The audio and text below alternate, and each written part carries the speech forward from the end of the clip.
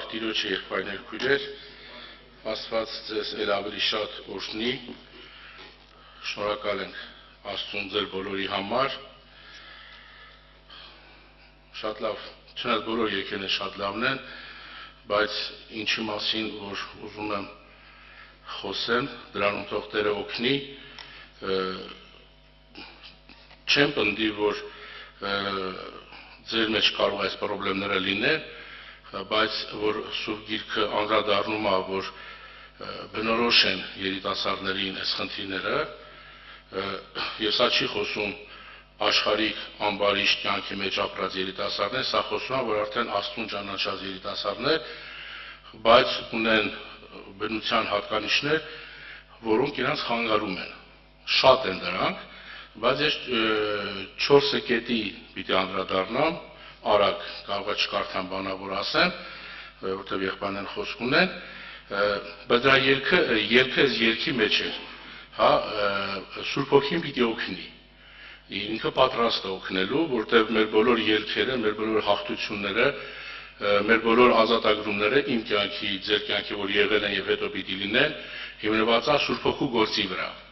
Նա հենց դրա համար է հայտնվել եւ հիմա էլ այստեղ ներկա է, որ մեզ օգնի, որ մեզ պատրաստի, որտեղ մենք ի վերջո գնալու ենք երկինք Հիսուսի հետ ապրելու։ Ամեն։ Տերը օրհնի։ Ուրեմն իմ այդ 4 կետերը շատ տեղերից կարող ենք համարներ բերենք, բայց հիմնվել եմ հիմնական Առակաց 3-րդ գլխի վրա։ Հիմնականում հիմնվել եմ Առակաց 3-րդ գլխի վրա, որովհետև ամեն մեկի վրա եթե շատ համարներ բերենք, շատ կլինի ժամանակը, 4 հիմնական խնդիրները, որ ունեն երիտասարդները։ Առաջինը դա Առակաց 3-րդ գլխի 5 համարի մեջ է, 3-րդ գլխի 5 համարի մեջ, ես դա կարդամ, Տիրոջը ապավինի քո բոլոր սրտով եւ քո հասկացողությանը մի վստահիր։ Խոսում եմ մի բան, որ երիտասարդների մեջ կա այս խնդիրը, հասկացողության խնդիրը։ Մանավանդ հիմի այս ժամանակներում շատ արդիական է, շատ պարզ երևում է, որ իրոք երիտասարդության հասկացողությունը շատ է դժվարացել։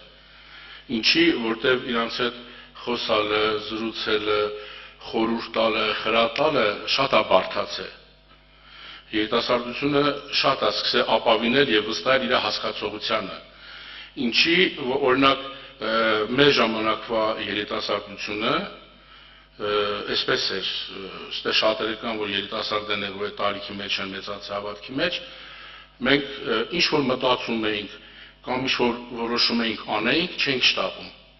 որտեղ այտենց հասկանում ենք, մենք գնում ենք եկեղեցի խորհուրդ էինք հարցնում։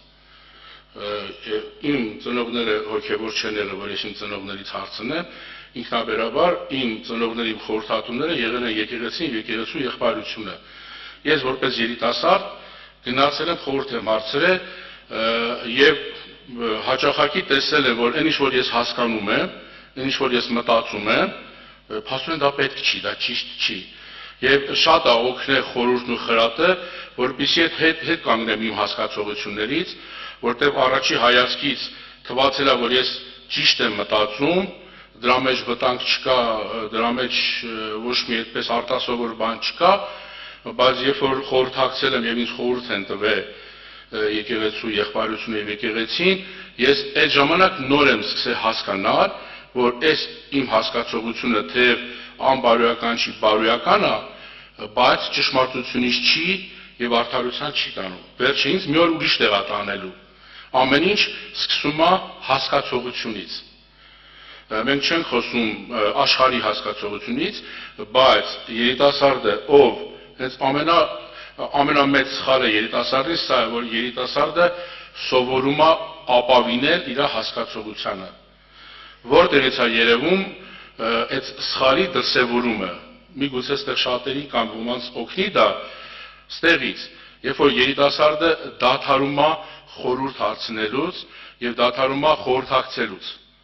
Ինքը մնում է ինքնամփոփ, ինքը մնում է իր կյանքի հետ, ինքը մնում է իր խորհուրդների հետ, ինքը մնում է իր հասկացողության հետ եւ ինքը կապ չի հաստատում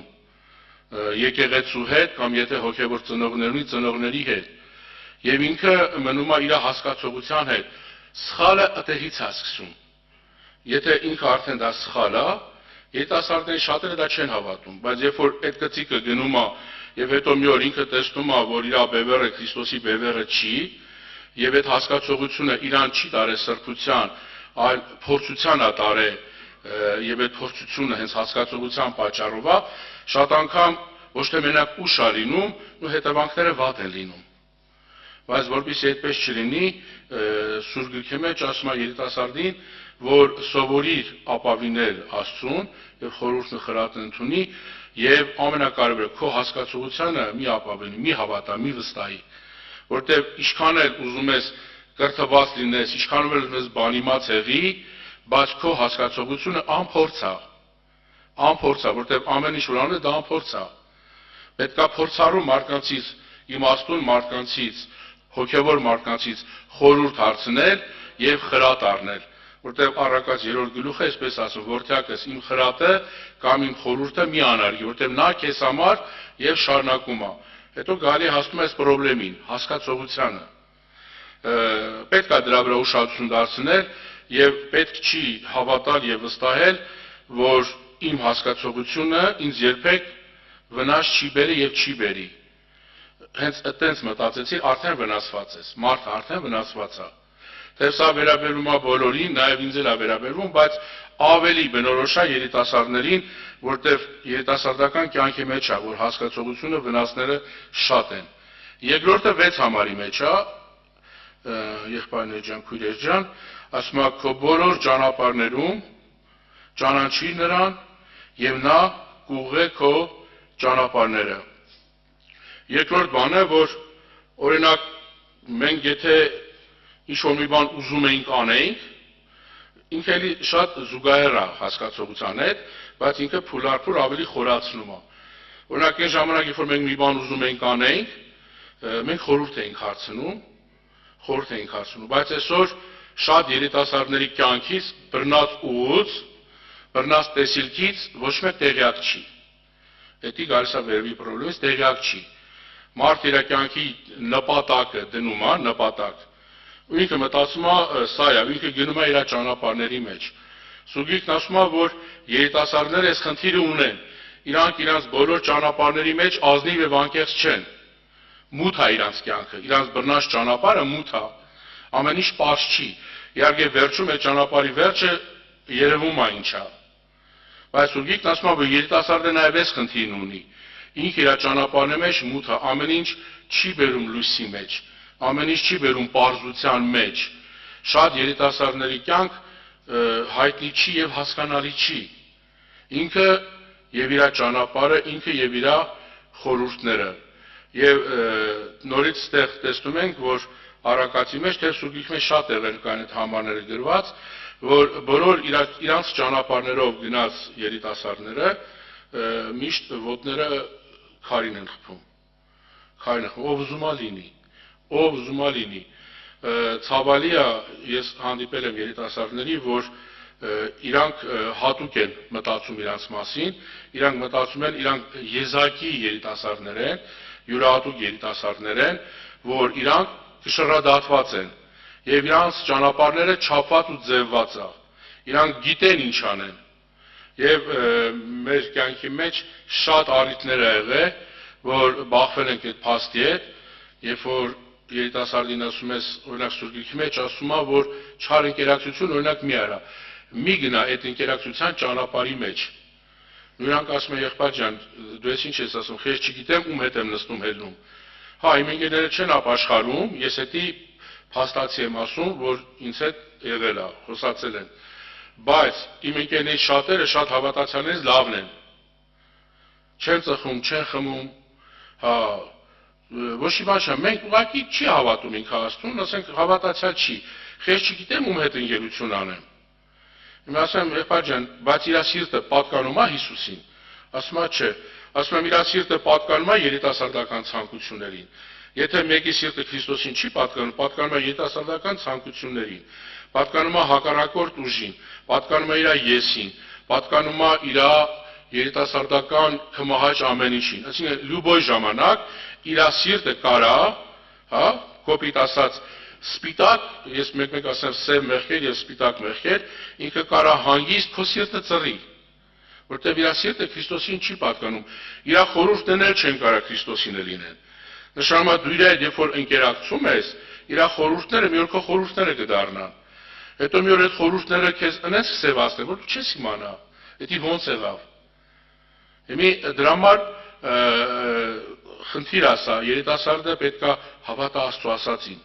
որ այո, բոլոր ճանապարհների մեջ պետքա ճանաչել Աստծուն, այսինքն հաշվի նստել Աստծո հետ, հաշվի նստել Աստծո խոսքի հետ, ավելին ասեմ, հաշվի նստել եկեղեցու հետ, որպեսզի Սուրբ Գիրքն ասել, եւ երբ որ դու քո ճանապարհների մեջ Տիրոջը ճանաչես կամ հաշվի նստես, Տերը քո բոլոր ճանապարհները ինչ կանի,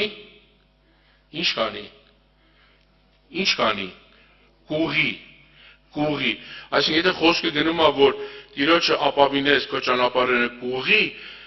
եկեք դրա հականիշը նայենք, իսկ եթե Տիրոջը չես ապավինում եւ քո բոլոր ճանապարհների մեջ Տիրոջը չես ճանաչում, քո ճանապարհները կարան ուղիղ լինեն, չեն կարա ուղիղ լինեն, եթե քո ճանապարհները դու կարաս ուղիղ անես, Տերը քեզ չի ասի, գիտես ինչ կա, ինձ ապավինի, որ քո ճանապարհը ուղղեմ, նշանակում է երիտասարդների ճանապարհները ինքնուրույն, ինքնաբերաբար, իրանց հասկացողությամբ, իրանց ըմբռնմամբ, անգամ իրանց դաստիարակությունով չեն կարա բոլոր ճանապարհները ուղիղ լինեն։ Անպայման մի ծուռ բան կա, մի օր հետո է երևում այդ ծուռը։ Ցավալի է, բայց դա տեսնում ենք եւ իրոք շատ լուրջ խնդիր է դա։ Սիրելի երիտասարդներ, սա շատ լուրջ խնդիր է, որ ինքը երևում է արդեն։ Ինքը երևում է եւ ամեն երիտասարդ պետքա ուշադրություն դարձնի եւ անձնաքննություն անի։ 7-րդ համարը, ասում է 7-րդ համարն էլ կարդամ, դու քո աչքի առաջին իմաստուն մի լինիր, այլ վախիտերիցը եւ փախիր չարիցը։ Երիտասարդներ, որ իրանց մասին մեծ կարծիք ունեն։ Երիտասարդներ, որ իրանց մեծ մասին կարծիք ունեն։ Ես հանդիպել եմ եւ հիմի լսել ենք նու չգիտեմ, դա ոչ թե մոդա է, այլ ոնց որ շաբլոն արտահայտությունն է շատ տեղերում,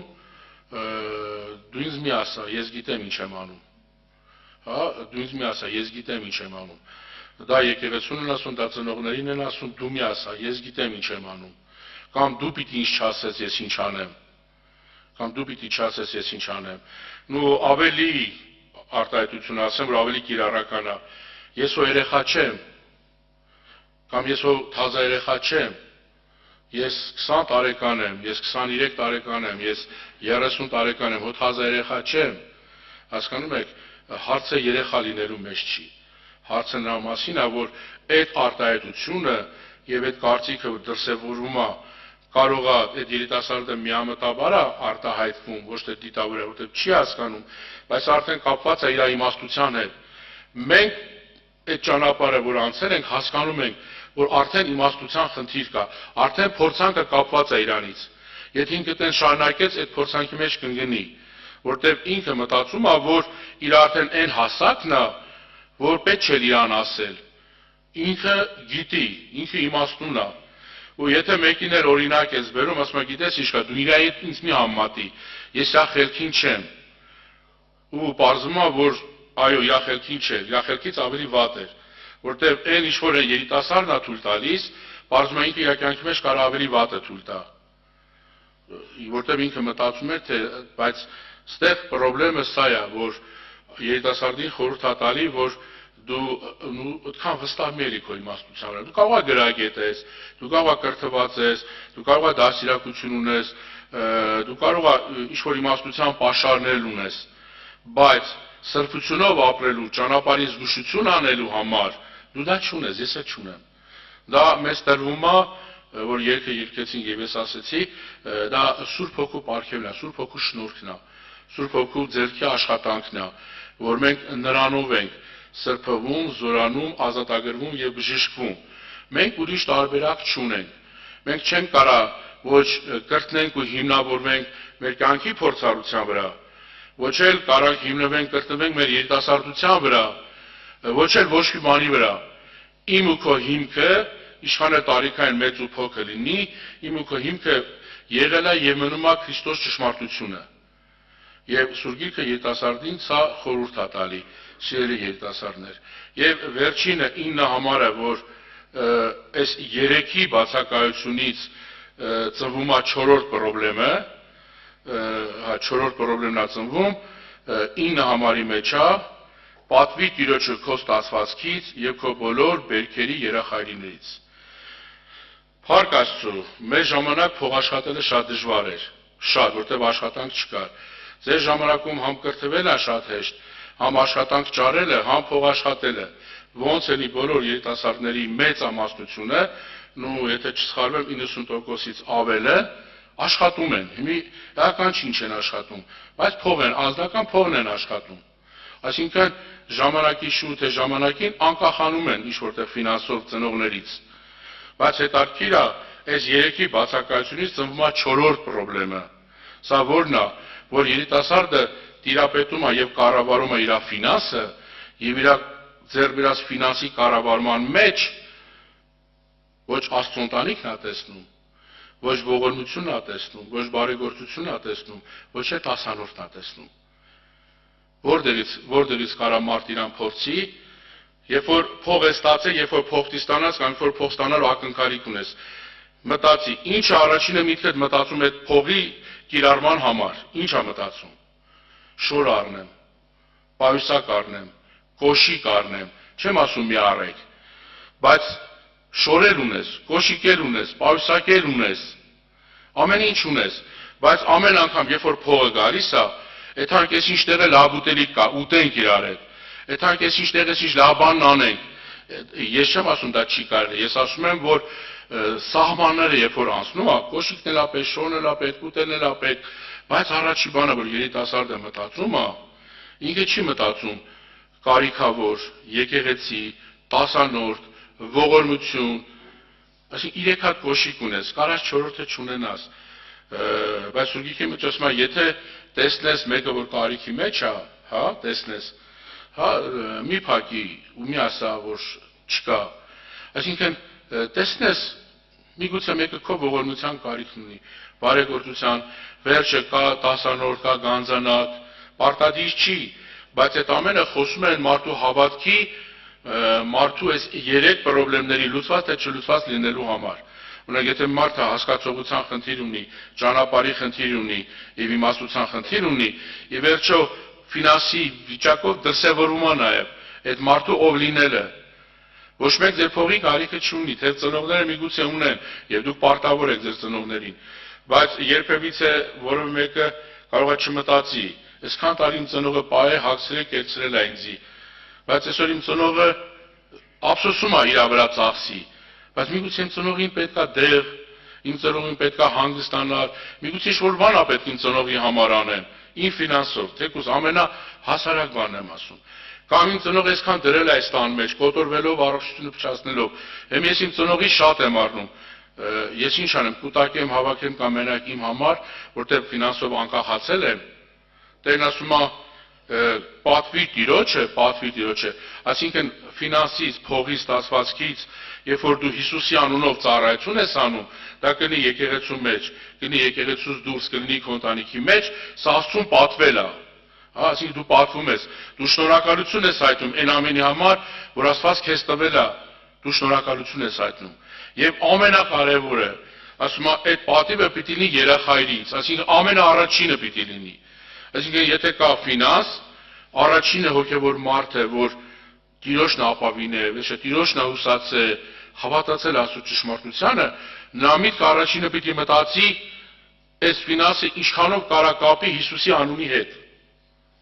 Հասկանում եք, ինչքանով կարա կապի ինքը իր ֆինանսը Հիսուսի անունի հետ։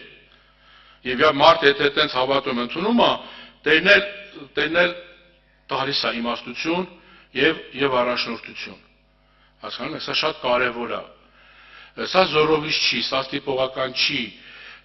բայց Աստծո խոսքը Սուրբ Հոգին ուզում է որ երիտասարդությունը Ես ընդհանրապես 4-ն ասի, բայց շատ են խնդիրները։ Միգուցե եղբայրներն էլ այդ անդրադառնան այլ խնդիրներին, բայց սա կարևոր խնդիրներ են։ Եթե այս խնդիրները չեն լուծվում, ես չգիտեմ, իմաստը մնացած բաների, որտեղ երկար տարիներ առաջ, երբ որ համարձակ ասեցի, որ Աստծո խոսքի մեջ ինչ որ գրած է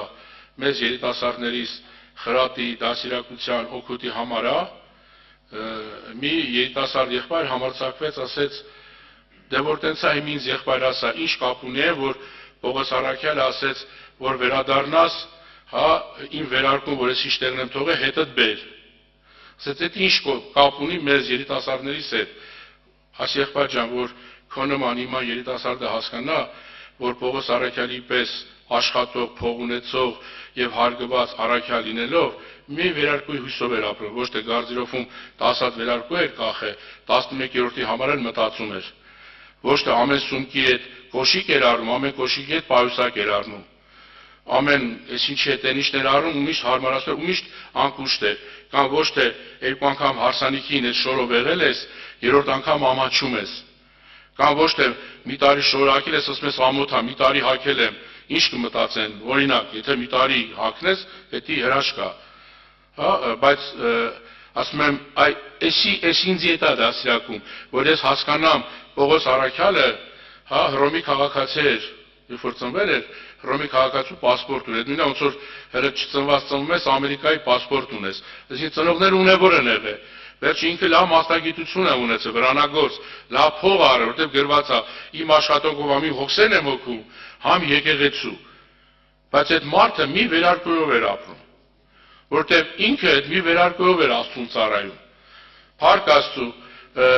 չեմ ասում մի վերարկու ունեցեք, թեև Տեր Հիսուսը եւ Հովհաննես Մկրտիչը նույն պատվերն էին տալի, ինչ անենք, չէ, ասում էր, եթե երկուսը ունեք, ինչ արեք,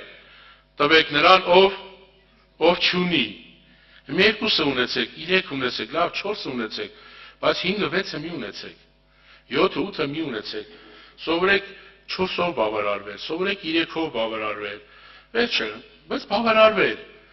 որովհետև այդ ֆինանսը որ տալիս է Աստված ձեզ, դա տալիս է, որպեսզի դու վարձք ունենաս, օրհնություն ունենաս, վերջը հասկանաս, որ այդ ֆինանսը էլի քոնը չի, Տեր օրհնի, էսի 4 խնդիրներ, որ կարելի է մտածել։ Տեր օրհնի բոլորիս, սիրելի եղբայրներ, քույրեր ջան, փառք Տիրոջը ամեն բանի համար։ Շնորհակալ ենք Տիրոջից, որ այսօր այս հնարավորությունը տվեց եւ մենք ձեր մեջ ենք եւ նրա օրհնյան ներկայության մեջ փառք իրան։ Եղբայրներ, քույրեր ջան, ես շատ եմ ասել, միգուցե, չգիտեմ, շատերս այդպես լավ չգնահատենք, բայց ես միշտ ասում եմ Երանի նրանց, ովքեր երիտասարդ, անգամ մի քիչ էլ պատանի տարիքից ճանաչում են Աստծուն ու իրենց կյանքը նվիրել են Աստծուն։ Ես 25 տարեկանում եմ եկա ապաշխարության, ինստիտուտը ավարտել էինք, ամուսնացած էի եւ երբ որ եկա ապաշխարության եղբայրներ քույրեր ջան, այն ամենածանր դժվարին տարիներն էր 93 թվականին եւ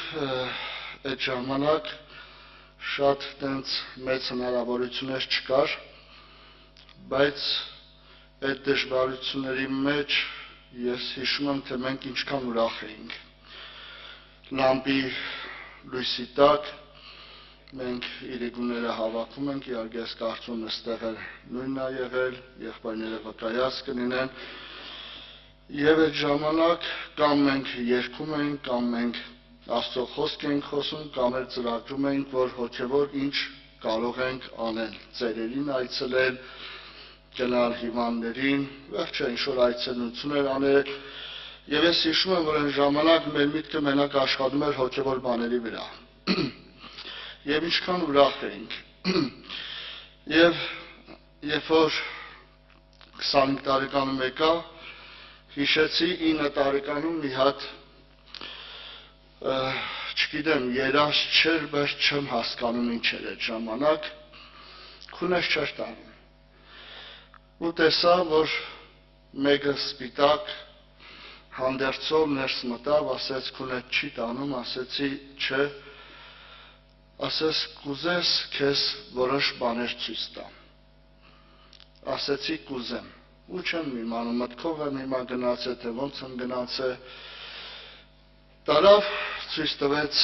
տուն, որի գագաթին աստղեց լույսը հնգնում այդ տան վրա, այնքան սիրուն էր այդ տունը, այդ լույսի տակ, որ սենց ուրախ նայում էի ու ասեց կուզես, որ մտնենք ներս ու տեսնես ներսում ինչ է կատարվում։ Ասեցի շատ կուզեմ, երբ որ մտանք ներս, սեղաններ էր տենց գցած, բոլորը նստած սպիտակ հանդերձներով, ուրախություն էր, ասեց գիտես սա ինչ ուրախություն է, ասի ինչ ուրախություն, ասեց սուրբերի խնջույքն է, սուրբերի ուրախությունն է։ Եվ ասեց հիշիր, գալու է ժամանակ, որ դու միանալու ես իրենց։ Հետո ինչ-որ ման տվեց, հարցատափայլ, տենց ինչ-որ բան էր, ասես պահի սա քեզ պիտի օգնի։ Չեմ ուզում շատ խորանամ, բայց երբ որ եկա ապաշխարության, Հակոբ աղբերենց տունն այն ժամանակ հավաքում, մի քիչ տես ներս ընկած էր այն ժամանակ տունը, երբ որ եկա թեքվեցի, որ պիտի մտնեմ այդ տունը, միանգամից այդ պատկերը եկավ աչքիս առաջ, որին այդ տարեկանում տեսել եմ, եւ հասկացա, որ Աստված այդ ժամանակվանից արդեն որոշել էր, որ պիտի միանամ այդ սուրբերի խնջույքին։ Եվ ներսում ինչ ուրախություն էր։ Դուրսը նեղություն էր, դուրսը դժվարություն էր, այդ ժամանակ արդեն պատերազմը կար, ճանապարհներից բռնում տանում էին, բայց երբ որ եկանք Հիսուսին,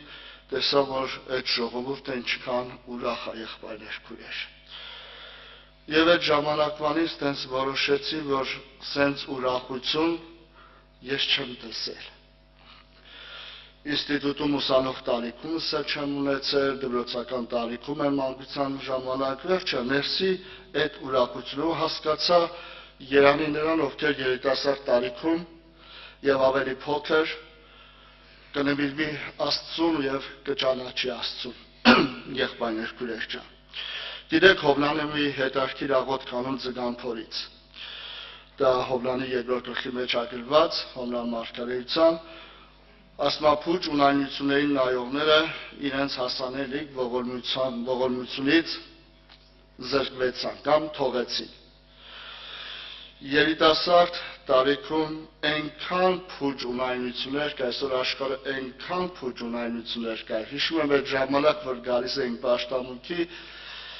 արտասահմանյան տես մեքենաներ 1000-ից մեկ կա հանդիպել, սովետական կարգի մեքենաներ չկար։ Հետս մի հատ երիտասարդ եղբայր կար, իրար հետ ոտքով եթում ենք պաշտամունքի, մի հատ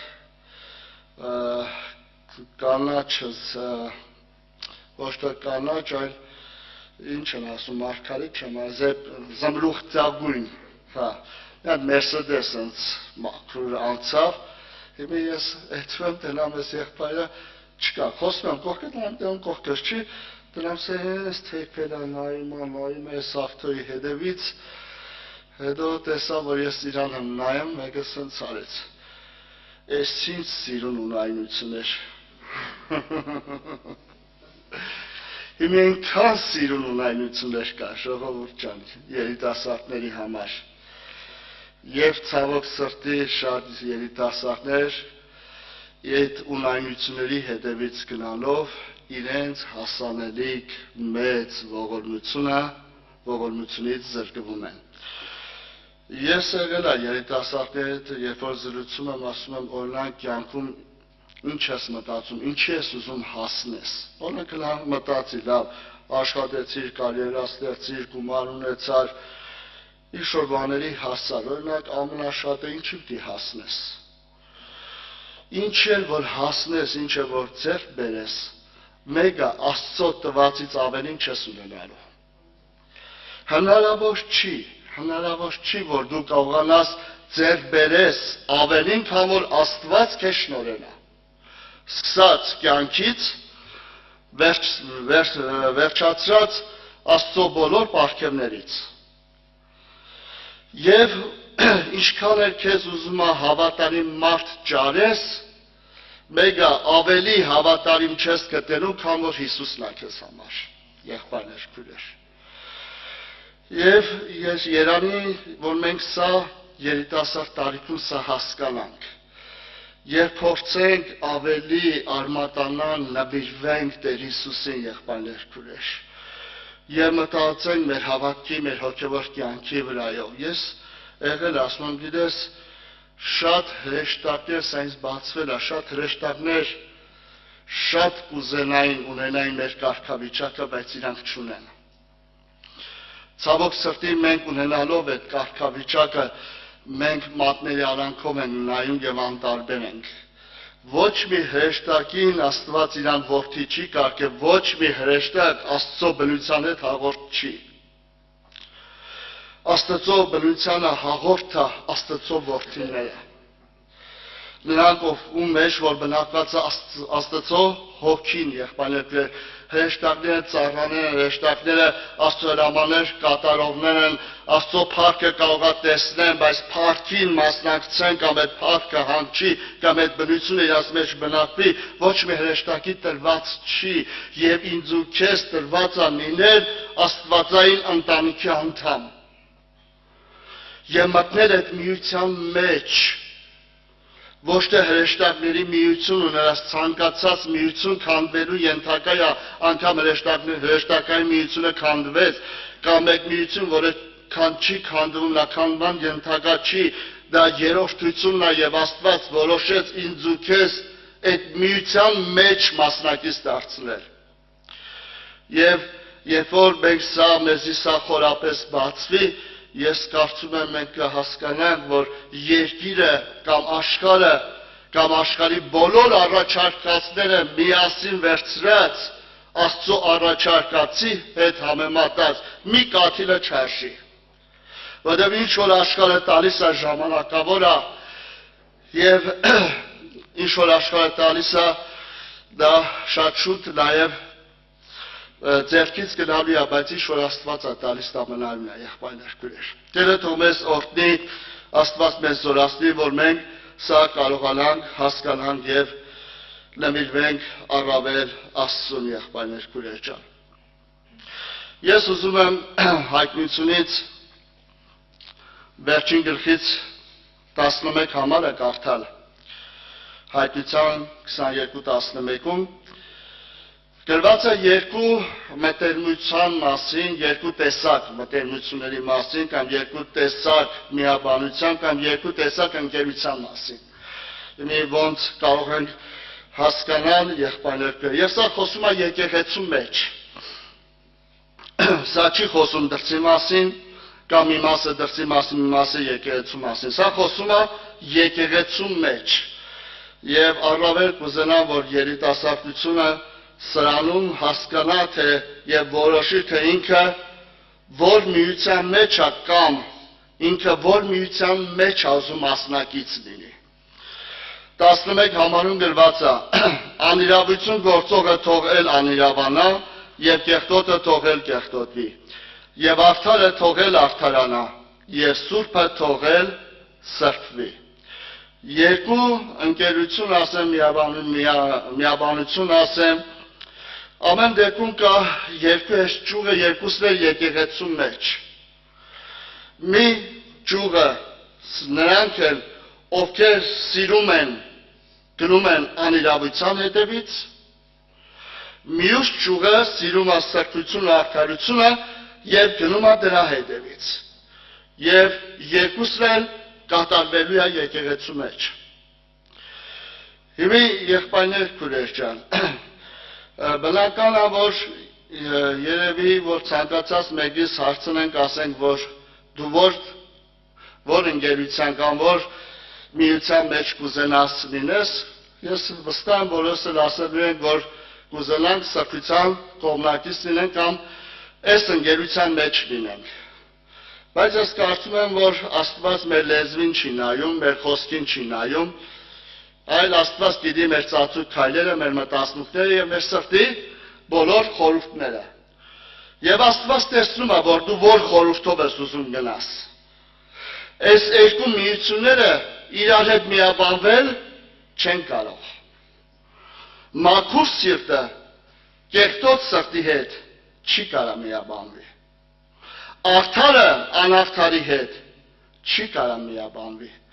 Հետևաբար դրա համար գրված է, որ թող անիրավություն գործողը էլ անիրավանա եւ կեղտոտը էլ կեղտոտվի, բայց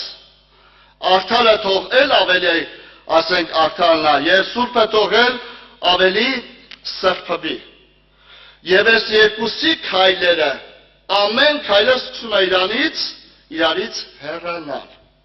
Կեղտոտը գնում ավելի կեղտոտության, սուրբը գնում ավելի սրբության։ Հիմա հարց, ես որ կողմ եմ գնում եղբայրներ քույրեր, որպես երիտասարդ դու որ միության մեջ ես ուզում լինես։ Ես ասեմ, որ այս երկու ընկերություններից, միություններից մեկի հետ Աստված մտերմություն անում, իսկ մյուսի հետ ոչ։ Եվ հստակ, այսինքն հասկանալի է, թե որ միության հետ է Աստված մտերմություն անում։ Գիտեք, երբ որ կարդում ենք Դավիթի հետ կապված Սաղմոս 119:63-ում, հիշում եք Դավիթը հետաքրքիր խոսք է ասում։ Ասում է, ես ում հետ ընկեր եղա։ Հիշում եք ժողովուրդ ջան։ Ասում է, ես ընկեր եղա այն ամենին,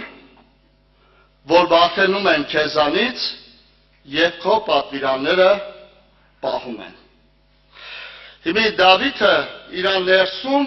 որոշել էր, ում հետ մտերմություն աներ, ում հետ ընկերություն աներ, ում հետ մտներ միության մեջ, եւ Դավիթը իր ներսում որոշել էր հետեւյալը, որ ես ընկեր եմ լինելու բոլոր նրանց հետ, ովքեր քեզ հետ մտերիմ են, ովքեր քո խոսքը պահում են, ովքեր քեզանից վախենում են, եղբայրներ քույրեր։ Հիմա հարց, ես ում հետ եմ ուզում ընկերություն անեմ։ Գիտեք, ճամբարում հետաքրքիր process է երևում։ Եվ ոչ միայն ճամբարում։ Մանավանդ պատանիների մեջ, չնայած երիտասարդների մեջ է դա երևում։ Երբ որ խումբը գալիս է, չէ, հետո դեմս միանգամից բաժանվեց երկու մասի։ Չէ։ Այս մի մասը ուրիշ բանի համար է եկել, այն մյուս մասը եկել է խոսք լսելու, Աստծո հետ մտերմանալու, չգիտեմ, Սուրբ Հոգով մկրտվելու եւ այլն եւ այլն։ Բաժանվում են երկու մաս, այս երկուսը իրար հետ չեն կարածուլվեն, որովհետեւ նրա միտքը, նրա հասկացողությունը, նրա ձգտումը, փափագը ուրիշ բան է, այս մի խմբին է ուրիշ բան է, իրանք չեն կարող միաբանել, ես ստիպված ինչ են իլում, իրանք իրար գտնում են եւ գնում այդ բաժանումը։ Բայց հետաքրքիր է, թե Աստված ում հետ է մտերմություն անում։ Եվ բնական է, որ Դավիթը սա տեսել էր, Դավիթը սա հասկացել էր, եւ Դավիթը որոշել էր դառնալ ընկեր նրան, ով որ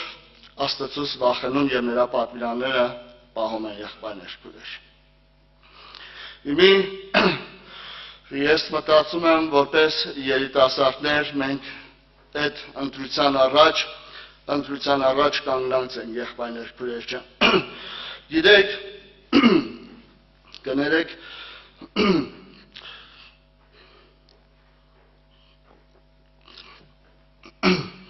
Աստծո հավիտենական ծրագիրը մարդու համար որն է եղել։ Դա գրված է Ծննդոց 1:26-ում, ես չեմ կարդա։ Գիտեք, անգիր, որ Աստված ասեց, եկեք մեր պատկերով եւ մեր նմանությամբ մարդ ստեղծենք։ Սա եղել է Աստծո հավիտենական ծրագիրը եւ Աստված որոշել է մարդուն ստեղծի իր պատկերով եւ իր նմանությամբ։ 27 համարում գրված է, որ եւ Աստված ստեղծեց մարդը իր պատկերով եւ արու եւ եկ ստեղծեց մարդը, նմանությունը չի գրած։ հարց, իսկ նմանությունը որտեղից պիտի մարդը ձեռք բերեր։ Եվ մենք դա շատ լավ գիտենք, որ նմանությունը ձեռք բերելու համար Աստված Եդեմի պարտեզում մի հատ ծառ էր դրել, որը կոչվում էր կյանքի ծառ։ Եվ մարդը պետք է գնար այդ կյանքի ծառը ուտելու, երբ որ ուտեր աստվածային կյանքը գալով նրա մեջ, ինքը նաև ձեռք էր բերելու Աստծո նմանությունը։ Ցավոք դա չկատարվեց այդ ժամանակ, եւ 5-րդ գլխում գրված է այդպես. եւ Աստված ստեղծեց մարդը իր պատկերով, նմանությունը չեղավ։ Բայց Աստված իր որոշումից, իր ծրագրից եղբայրներ գրեր, հետ չկանգնեց։ Աստված այդ գիծը բերեց, որսի ավարտին հասցնի, որովհետև ի վերջո Աստծո ծրագիրը, Աստծո որոշումը, որ իր զավակը ունենա եւ իր պատկերը եւ իր նմանությունը եղբայրներ քուրեր։ Եվ մենք գիտենք, որ այդ ծրագիրը իրականացավ Քրիստոսի միջոցով։ Երբ որ Քրիստոս մարդացավ, եղբայրը խոսեց, հարություն առավ եւ հետո համբարձման ժամանակ, որ ընդամենը մենք 2 օր առաջ տոնեցինք, ասաց սպասեք Երուսաղեմում, միջև որ խոստմունքը կառնեք, հոր խոստմունքը, եւ ես կգնամ եւ կուղարկեմ։ Եվ Աստծո հոգին եկավ եւ բերեց աստվածային բնությունը եւ մեր մեջ գալով մեզ ուզում է նմանեցնի Աստծուն։ Հիմա եղբայրներ քուրեր ջան, ես մտածում եմ, որ այս ծրագիրը Աստված այսօր երբևիցե այս ծրագրից Աստված հետ չի կանգնելու։ Բայց խնդիրը հիմա հետևյալն է, գիտեք, Իսրայելի ամենամեծ մեղքը որն էր։ Արարքները եւ այլն սրանք երկրորդական էին։ Իսրայելի ամենամեծ մեղքը, երբ որ մենք նայում ենք ընդհանուր այդ գիծը, Իսրայելը ամեն ժամանակ, երբ որ Աստված Իսրայելին առանձնացնում էր, որ Իսրայելը մյուս ազգերին չնմանվեր, Իսրայելը անընդհատ դառնում էր Աստծուն եւ ինչ էր ասում։ Ասում էր. մենք ուզում ենք մյուս ազգերի նման լինենք։ Հիմա Աստված ամեն բան անում է, որ իր ժողովուրդը տարբերվի մնացածից, Իսրայելը ամեն բան անում է, որ ինքը ուրիշ ազգերին նմանվի։ Եվ հիշում եք, չէ՞ ասում է մեր վրա թագավոր դիր, ինչպես որ ուրիշ ազգերը ունեն։ Եվ երբ որ Բաղակը Բաղամին կանչում է, որ անիծի, հիշում եք Բաղամը ինչ է տեսնում։ Դա գրված է Թվոց 23:9-ում։ Ասում է ես տեսնում եմ մի ժողովուրդ, որը մնացած ժողովրդից տարբեր է։ Եվ մենք տեսնում ենք, որ Աստված իրականության մեջ այս ուզում էր տեսնել եւ Աստված ամեն բան անում էր, որ իր ժողովուրդը տարբերվեր մնացածից։ Բայց Իսրայելը միշտ հետ էր դառնում։ Հիմա եղբայրներ քուրեր ջան, այս գիծը գալի մտնում է նոր կտակարան։ Մատթեոս 5-7 գլուխները, երբ որ Լեռան քարոզի մեջ կարդում ենք 6 գլուխ 8 համարը ամբողջ Լեռան քարոզի բանանի խոսքն է, որտեղ գրված է. Արդ նրանց մի նմանվեք։ Ումը դրանից վերով խոսում է հեթանոսների մասին։ Հիմա եղբայրներ քուրեր ջան, Աստծո ծրագիրը այսօր որպես երիտասարդներ Աստված իր ծրագրից հետ չի կանգնում։ Աստված քեզ կանչել է, որ դու տարբերվես աշխարհի երիտասարդությունից։ Տարբերվես եւ պատկերով, տարբերվես եւ նմանությամբ։ Տարբերվես եւ պատկերով, տարբերվես եւ քո մտածելակերպով, քո գաղափարներով, քո խորհուրդներով, քո քայլերով, քո սրբությամբ, ամեն ինչով մենք պիտի տարբերվենք հեթանոսներից, սա Աստծո ծրագիրն է յուրաքանչյուրիս համար։ Հիմա ինչքանով ենք մենք ուզում մասնակից դառնանք սրան, սա արդեն քո ընտրությունն է։ Բայց Աստծո խոսքը հետևյալն է ասում. ովքեր են լինելու, ովքեր են նրանք, որոնք պիտի գնան երկինք, նրանք են լինելու, ովքեր արդարությունից արդարություն եւ սրբությունից սրբություն կգնան։ Իսկ ովքեր կեղտոտությունից կեղտոտություն կամ չգիտեմ, ասենք, ընտրում են մյուս կողմը, նրանք բնական է հեռանալու են եղբայրներ քուրեր։ Հիմա եկեք անկեղծ նայենք մեր սրտին։ Երիտասարդության պայքարը այսօր որն է։ Ոչ բոլորին է, բայց շատ երիտասարդության պայքարը ճիշտ Իսրայելի նման է։ Մենք ուզում ենք մյուս ազգերի նման լինենք։ Եղբայր ջան, դրա մեջ ինչ կա։ Մենք ուզում ենք, չէ, նմանենք աշխարհին։ Հիմա դրա մեջ ինչ կա, որ այսիշ բանով աշխարհի նման լինենք։ Կամ աշխարհի սովորությունները պահենք, կամ վերջը աշխարհի պատկերը առնենք, աշխարհի կերպարանքին մասնակից դառնանք։ Հիմա դրա մեջ ինչ կա։ Բայց ես ուզում եմ ասեմ, դրա մեջ շատ խորը բան կա, որովհետև Աստծո նպատակը եղել է, որ դու ունենաս իր պատկերը եւ իր նմանությունը։ Եվ Եփեսացիների թղթում հստակ է դա գրված։ Միջև որ ամենքս հասնենք հավատքի եւ Աստծո որդին ճանաչելու միությանը եւ կատարյալ մարդ լինենք Քրիստոսի կատարյալ հասակի չափով։ Սա Աստծո ծրագիրն է եւ Աստված այս ծրագրից հետ չի կանգնելու, եղբայրներ քույրեր։ Երբեք։ Ինչքան էլ ես դրա մեջ հատուկ չգիտեմ, կարող ինչ որ մի բան չեմ տեսնում դրա մեջ, որովհետեւ այսօր շատ, չգիտեմ, եկեղեցիներ կան, որոնք անգամ ծաղրանքով են այս առումով խոսում, բայց ես մի բան գիտեմ, որ Աստված իր որոշումից հետ չի կանգնում։ Աստված որոշել է ստեղծին մարդը իր պատկերով եւ իր նմանությամբ, եւ Աստված դա անելու է։ Եկեղեցին եւ եկեղեցու ժողովուրդը, որը հանդիսանալու է Քրիստոսի հարցը, նա ունենալու է Քրիստոսի կերպարանքը եւ Քրիստոսի նմանությունը։ Աստված այս ծրագրից երբեք հետ չի կանգնելու։ Այն եկեղեցին, որը պետք է մտնի երրորդության միության մեջ, այդ եկեղեցին պետք է ճիշտ նման լինի Քրիստոսին։ Ամեն ինչով։ Հիմա հարցը հետևյալն է, ես ուզում եմ լինեմ այդտեղ, թե չեմ ուզում։ Հիմա ուզելը այո ասելը չի, ուզելը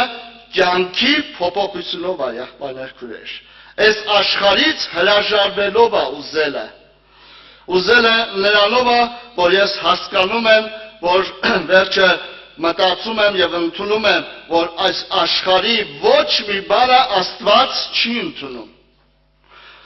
Եվ շատ պարզ գրված է, որ այս աշխարհի ամեն ինչը Աստծո դեմ ինչ է, Աստծո դեմ թշնամություն է։ Հիմա եղբայրներ քույրեր ջան, արդ նրանց մի նմանվեք։ Հիմա հեթանոսների հիմնական նպատակը ո՞րն է, կամ եկեք այսպես նայենք, եկեղեցու մեջի հավատացյալ հեթանոսները։ Ի վերջո հեթանոսները, ասենք, իրանք ինչով են տարբերվում, եղբայրներ քույրեր։ Ես ասեմ կարևոր բան, շատ չեմ երկարացնի, բայց ասեմ հետևյալը։ Հեթանոսները յուրաքանչյուրն ուզում են իրենց կամքը կատարեին։ Իրական հոգևորները ամբողջ բանալում են Աստծո կամքը կատարեն։ Հարց. ես որ կողմն եմ։ Իմ պայքարը, իմ պատերազմը, իմ ուզածը լինելն է, թե Աստծո ուզածը լինելն է, եղբայրներ քույրեր, որպես երիտասարդ։ Մի հատ անկեղծ նայի Աստծո լույսի տակ։ Վերջը, ինչ որ զրուցում ես, ինչ որ ասում ես, միգուցե այսօր սիրտդ անգամ նեղված է,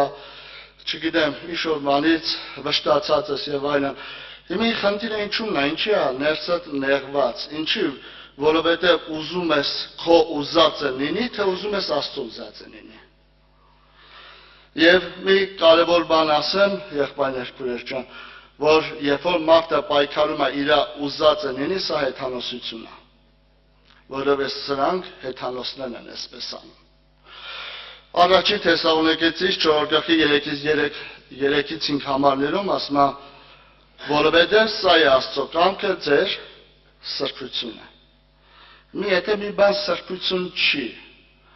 եկեք անկեղծ Աստծո առաջ նայենք, կարա դա լինի Աստծո կամքը։ Եթե դա մի բան չի ծառայում իմ ու քո սրբությանը կամ եկեղեցու սրբությանը, եղբայրներ քույրեր, կարա դա լինի Աստծո կամքը, չի կարա լինի։ Դա քո կամքն է, դա իմ կամքն է, եղբայրներ քույրեր ջան։ Հիմա շատ ծնողներ ինչի համար խնդիր ունեն ծնողների կյանքում։ Չգիտեմ, այստեղ ես որ նայում եմ հնարավոր է ծնողները կան, շատ ծնողների խնդիրը որն է, որ իրանց երեխեքին ինչ որ նպատակի հասցնեն, բայց ոչ թե ուզում են դա լինի սրբությամբ, չէ՞, այլ դա ուզում են, որ լինի իրանց ուզածով։ Իմ երեխան չի ապաշխարում, ասում մկրտի, չէ՞։ Իմ երեխի մկրտի, բա ասում աշխարհից աղջիկ չի բերելու, չէ՞։ Բայց այդ երեխան չի ապաշխարում։ Հիմա խնդիրը որտեղ է, եղբայրներ, քույրեր, եւ ցանկացած երիտասարդական քո բոլոր այն խնդիրներն ու հարցերը, որոնց ընտրության առաջ դու կանգնել ես, հարց, երբ որ դու դա ընտրես, դա նպաստելու է քո սրբությանը, թե հակառակը։ Եվ կհասկանաս ընտրես, թե չընտրես։ Եթե չի նպաստում դա քո սրբությանը, չի կարա տեղ Աստծո կամքը լինի, եղբայրներ, քույրեր, որովհետեւ մեր շատ հայրեր եւ նաեւ առաքյանները, որոնք բերդեր են նստել, որոնք հալածվել ու նեղվել են, որոնց աչքի առաջ իրենց ընտանիքի, իրենց երեխաներին կենթանի թաղել են, բայց այդ մարդիկ հավատքը պահել փոխանցել են սերնդեսերունդ, այդ ամենը արել են, որսի եկեղեցին իր սրբության մեջ աճի։ Որսի եկեղեցին կամ սուրբ եկեղեցի փոխանցել այսօր իրենց սերունդներին։ Նշանակում է, եթե մարդիկ, որոնք այս հալածանքներով եկել են, բայց սրբությունից չեն հրաժարվել, հնարավոր չի, որ այսօր քո ինչ որ մի հատ հարցը, որոնք սրբությանը հարվածում է ու հանկարծ արիտես Աստված դրա հետ համաձայն լինի։ Դա հնարավոր չի, եղբայրներ։ Դա հեթանոսների նման է, եթե մենք ուզում ենք, որ մեր ուզածը լինի։ Եվ ես չերկարացնեմ, բայց մի կետել եմ ուզում ասեմ, գիտեք, Սաղմոս երկրորդ Սաղմոսի 1-2 համարում հետաքրքիր այսպիսի համար կա գրված. Ինչու համար են խռովություն անում հեթանոսները։ Ինչ են անում հեթանոսները։ Խռովություն անում։ Ինչու համար են խռովություն անում հեթանոսները եւ ազգերը ունայն մտածում։ Երկրի թագավորները վեր են կենում եւ իշխանները իրար հետ խորհուրդ են անում, ում դեմ, Տիրոջ դեմ եւ իրավացիալի դեմ։ Եղբայրներ, քույրեր ջան, եկեք նայենք մեր սրտին։ Այսօրվա, չգիտեմ, էլի չեմ ուզում ասեմ, բայց այսօրվա այս ժամանակներում շատերի սրտերը այնքան շուտ է խռովում։ Մի հատ ասում ես, այս բանը պետք չի անես, վերջ, ներսը խռովում է։ Տերում ես հաջորդական հազիվ բարև է տալիս։ Կամ նայում է դեմքի շատ տխուր, հասկացնում է, որ ինչ-որ մի բան իմ ու քո մեջ խախտվել է արդեն։ Հիմա ինչի համար է իմ սիրտը հասարակ բանից խռովում, եղբայրներ, քույրեր։ Ինչի համար է խռովում։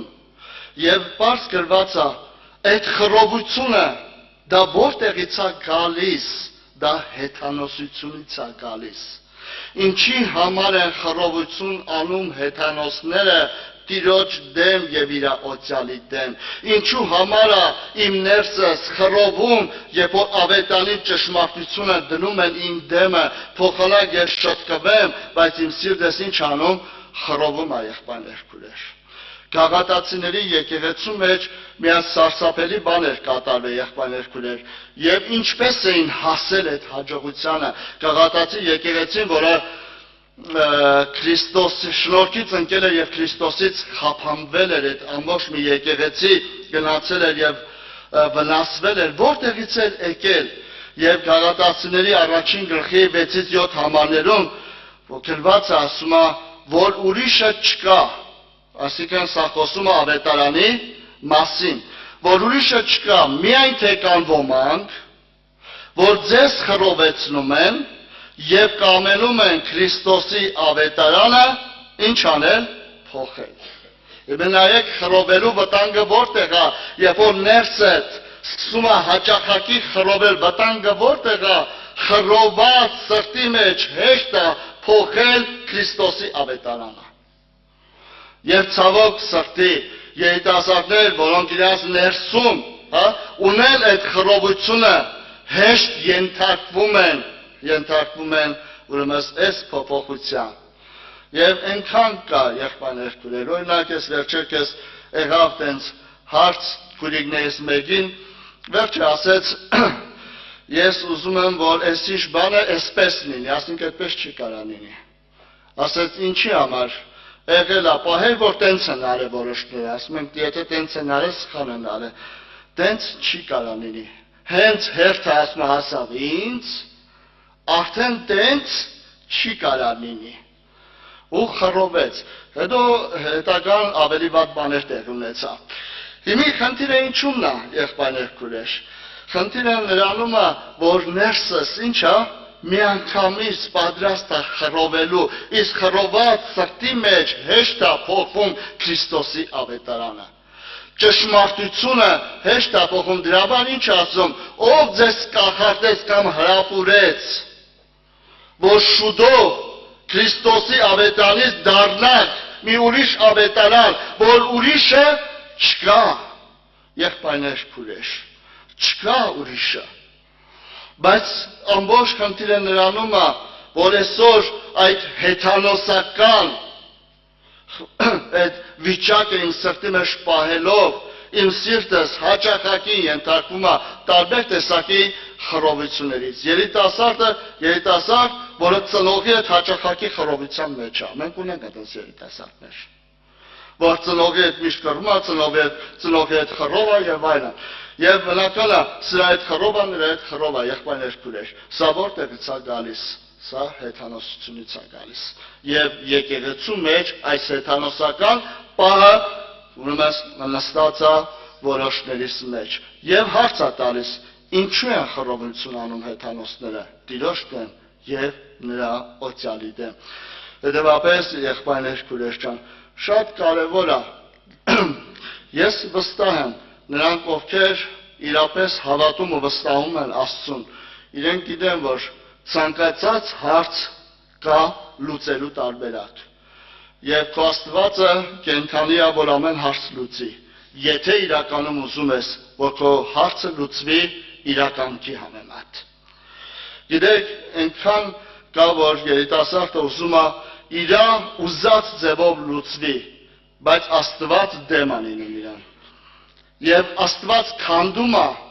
մենք սկսում ենք ինչ անել, մենք մտածում ենք, որ սա է մեղավոր, նա է մեղավոր ու սկսում ենք խռովել։ Բայց չգիտես, որ քո սարքած Աստված է քանդում։ Ինչի, որովհետև Աստված չի ուզում, որ քո կամքդ հաստատվի։ Աստված ուզում է, որ մենք հասկանանք եւ խոնարհում ենք, որ իր կամքը մեր մեջ հաստատի, եղբայրներ քուրեր ջան։ Դրա համար Աստված թող մեզ օգնի, Աստված մեզ օգնական լինի։ Եվ Մարկոս 10-րդ գլխի մեջ 42-43 համարում նաև ասում է հետևյալը. հեթանոսները ինչ են սիրում։ Ասում է հեթանոսները սիրում են իշխեն մեկը մյուսի վրա։ Բայց դուք այդպես չլինեք։ Սիրելի երիտասարդներ, իմ խորհուրդն է, ես չգիտեմ Աստված ձեզ ինչ աշխատանք կտա, ինչքան կորտնի, ինչքան գումար կաշխատեք, ինչքան կկայանաք, ինչքան կանկախանաք, բայց ես ուզում եմ ասեմ հետևյալը. երբեք չսիրեք որևէ բանի արտոնությունից սկսեք դիմացինի վրա իշխել, կամ իշխելու տոնով խոսակ, կամ այդ բարձրությունից խոսակ։ Եթե դա անեք, ասում եմ, այդպես հեթանոսներն են անում։ Մի արա այդպես։ Բայց ձեր մեջ, եթե մեկը ուզում է մեծ լինի, ինչ պյանի, թող ամենքի ծառան լինի։ Սովորի խոնարհվել, որտեղ խոնարհն է բարձրանալու իր բարձրությունով, եղբայրներ քուրեր։ Եթե կա մեկը, որին քեզանից ցածր ես տենում, սա հեթանոսության արմատ է, մի թող աճի։ Կարողացի տեսնես բոլորին քեզանից ավելի բարձր։ Կարողացի սրտանց ամենքին ծառայել, ամենքի համար վերջը բարին անել։ Եվ սովորի, որսի հասկանանք, որ ամենաբարձրը ամենախոնարհը դառավ, որ ամենախոնարհին ամենաբարձրը դարձնի, եղբայրներ քուրեր ջան։ Ուրեմն մի թող որ այս հեթանոսությունը իմ ու քո մեջ բարձրանա։ Փորձենք խոնարհվենք բոլորի առաջ, եղբայրներ քուրեր։ Հիմա շատ անգամներ մեր սիրտը խիամեղված, որովհետև մենք շատ անգամներ մտածել ենք, որ վերջը մենք ինչ-որ մի բաներ արել ենք, բայց մեզ արժանին չհատուցեցին, մեզ չհասկացան, մեզ այսպես չարեցին ու նեղվել ես, բայց ես կարծում եմ խոնարհ մարդը երբեք չի նեղվում։ Երբ որ մարդը ընդունում է, որ ինքն անարժան է, ապա ինչը որ կատարվում է, ինքը շատ բարձ հասկանում է, որ ինքը անգամ այն ինչ որ այսօր քեզ չեն արգել, դու դրանից ավելի վատին ես արժանի։ Ես հիշում եմ Սերգեյ աղբոր խոսքը, կարող է դուք էլ լսած լինեք մեր մեծասակ Սերգեյ աղբերը, որ ննջեց, երբ որ ասում էր եղբայր ջան, քո մեջ, քո անձի դեմ ես այս բաները ունեմ, ասում էր եղբայր ջան, ես միանում եմ քեզ, հելնում եմ իմ անձի դեմ։ Հիմա եղբայրներ քուրեր ջան, այնքան կարևոր է, որ կարողանաս ընտրես խոնարհության ճանապարհը։ Սա նրա լավագույն ճանապարհն է։ Սա այն ճանապարհն է, որ Քրիստոս ընտրեց։ Սա այն ճանապարհն է, որ դիմացինի կարողանաս շահես եւ օգնես եղբայրներ քուրեր։ Թող Տերը մեզ օրհնի եւ Աստված մեզ օգնական լինի։ Հետևաբար եկեք ընտրենք այն միությունը, որի հետ Աստված մտերմություն անում։ Ընտրենք, թող արդարը ավելի արդարանա, թող սուրբը ավելի սրբանա եղբայրներ քուրեր, թող խոնարհը ավելի խոնարհվի եղբայրներ քուրեր ջան, եւ այս անznավորությունների հետ, այս միության հետ Աստված մտերմություն անում։ Աստված այդ միությանը օրհնում եւ օգնում է։ Եվ դա Աստված ո մեզանից յուրաքանչյուրը դրա մեջ լինի։ Բայց ընտրողը, ճանաչողը դա Տերն է եղբայրներ քուրեր։ Եվ ասեմ ու վերջացնեմ, միևնույն է, ինչ մտածես, ոնց մտածես, Աստված իր ծրագրից հետ չի կանգնելու։ Աստված ստեղծել է քեզ իր պատկերով եւ իր նմանությամբ, եւ այդպիսին է տանելու երկինք։ Տերը թող մեզ օրհնի, Աստված մեզ օգնական լինի, ամեն։